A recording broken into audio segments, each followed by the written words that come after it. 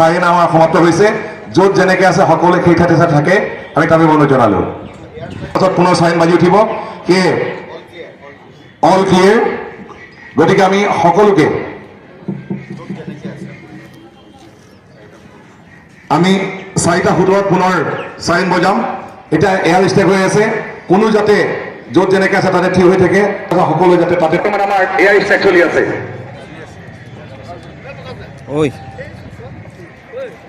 আমাৰ জীৱন প্ৰাণ হানি নহয় সেয়ে এই যি সময়ত আমাৰ এয়াৰ ষ্টেক চলি থাকে এই ষ্টেকৰ সময়ত য'ত যেনেকৈ থাকে সেইসকলে নিজকে বচাবৰ কাৰণে যে সুৰক্ষিত ৰাখিবৰ কাৰণে যাতে চেল্টাৰ গ্ৰহণ কৰে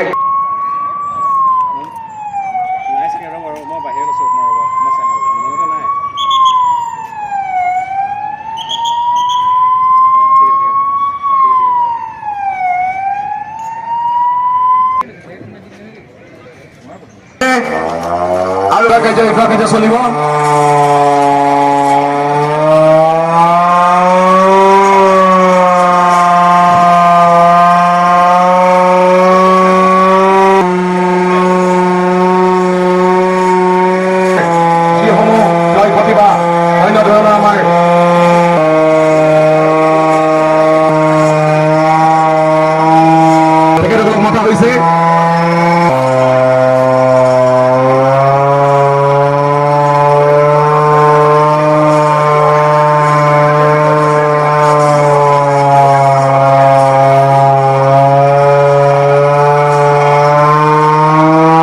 লগতে এম্বুলেন্সো আহিছে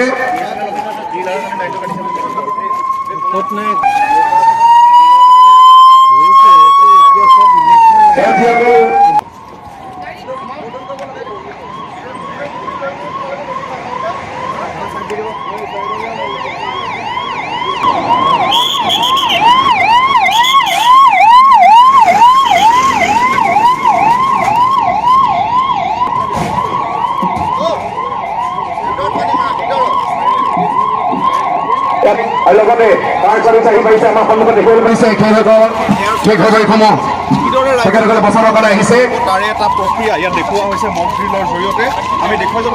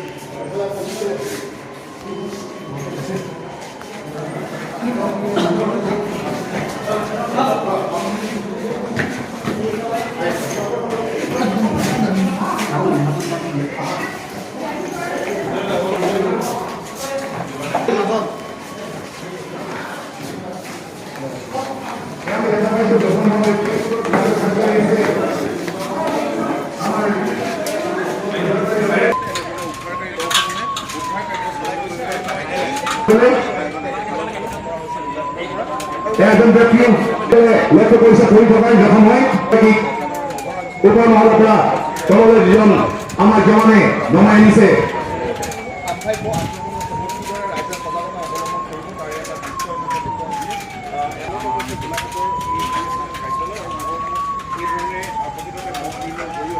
সতৰ্কতাৰে এজন আহত ব্যক্তিক এজন এনডিএফৰ জৱানে তেখেতলৈ নমাই আনিছে জখলাদি ওপৰ মহলৰ পৰা আৰু তেখেতক চিকিৎসকৰ প্ৰেৰণ কৰিব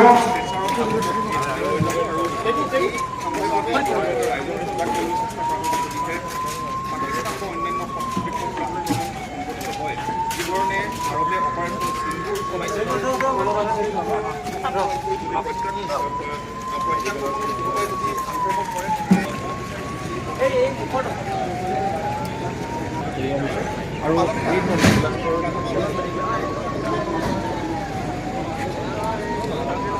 এই সতৰ্কতাসমূহ আমি সকলোৱে পালন কৰিব লাগিব।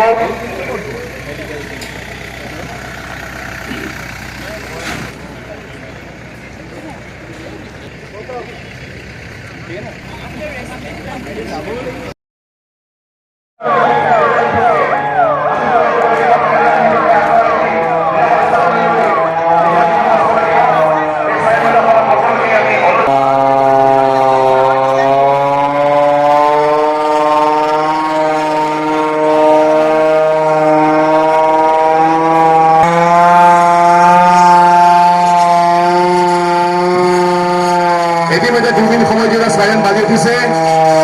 আমি সকলোকে নিৰাপদ স্থানলৈ গৈ অৱস্থান গ্ৰহণ কৰিবৰ কাৰণে অনুৰোধ জনাইছো। সকলোৱে চাইনৰ এখনলৈকে অৱস্থান গ্ৰহণ কৰে যেন।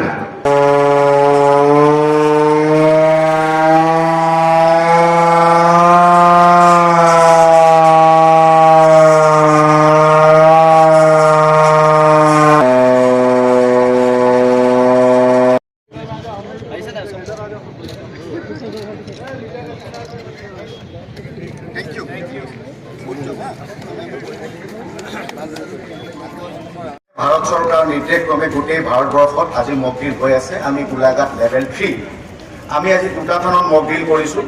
আমি এটা জনাকীৰ্ণ ঠাইত গোলাঘাট টাউনৰ য'ত আমাৰ BSNL অফিচ আছে, য'ত ক্ৰিটিকেল ইনফ্ৰাষ্ট্ৰাকচাৰ আছে, আৰু দ্বিতীয়টো আমাৰ এটা খুব ইম্পৰ্টেণ্ট ইনষ্টলেশ্যন আছে NRL। আমি NRLটো ইতিমধ্যে কৰি আছোঁ, দুঠাইত আমি কৰিছোঁ। যদি আমাৰ এয়াৰ ষ্ট্ৰাইক হয় আমি সাৱধানতা অৱলম্বন কৰিম। আজি এটা গিভেন চিটুৱেশ্যন হ'ল ইয়াতে। আমি যোৰহাট এয়াৰপৰ্টৰ পৰা খবৰ পালোঁ এটা এয়াৰ ষ্ট্ৰাইক হৈছে প্ৰায় 10 মিনিট পৰা 17 মিনিট।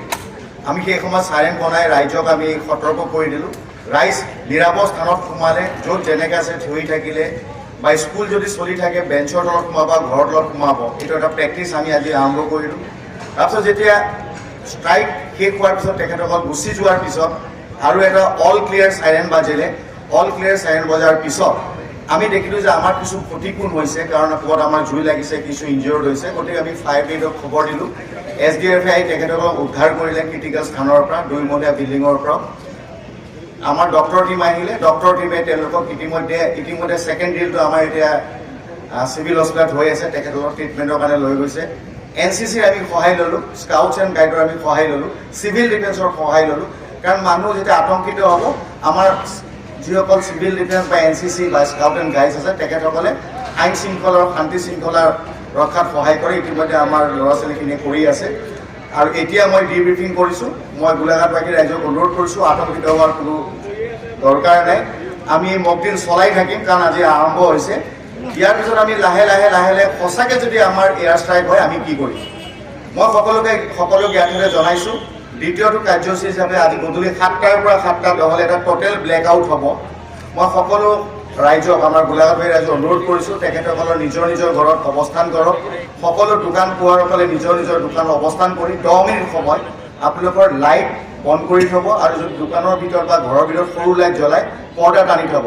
কথাটো এনেকুৱা, ওপৰতে যদি এয়াৰ ষ্ট্ৰাইক হয়, তলত যদি লাইট বেছি দেখি থাকে এয়াৰ ষ্ট্ৰাইক হোৱাৰ পচিবিলিটিছ থাকে। তাৰ এটা আমি বুজ কৰিম। মই সকলোকে ধন্যবাদ জ্ঞাপন কৰিছোঁ, আমাৰ লগত যিসকলে সহায়